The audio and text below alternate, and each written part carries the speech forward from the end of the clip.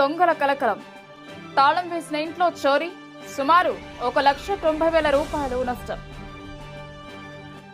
నిజామాబాద్ జిల్లా ఆలూరు మండల కేంద్రంలో వీధి నెంబర్ 18లో ఓ ఇంట్లో చోరీ జరిగింది. బయ్య శివలింగం కుటుంబ సభ్యులు పెళ్లికి వెళ్లడంతో ఎవరు లేని సమయం చూసి దొంగలు ఇదే సమయమని శనివారం రాత్రి ఇళ్లు తాళం పగలగొట్టి ఇంట్లోకి చొరబడ్డారు.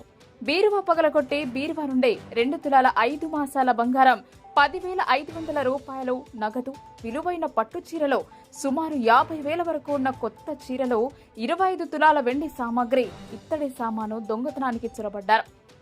వారి కూతురి సర్టిఫికెట్స్ మరియు ఇతర సామాను దొంగిలించి చిందరవందరం చేసే వంటగదిలో ఉన్న కారం పొడి ఇళ్లంతా చల్లి వెళ్లిపోయారు. ఇరుగు పొరుగు వారు చూసి కుటుంబ సభ్యులకు సమాచారం తెలుపగా కుటుంబ సభ్యులు వచ్చి చూసి బోరున విలపించారు. పోలీసులకు సమాచారం అందించగా పోలీసులు పరిశీలించారు. ఐడి డిపార్ట్మెంట్ వారు వచ్చి సీసీ ఫుటేజ్ చెక్ చేశారు. దొంగలను పట్టుకుంటామని తెలిపారు.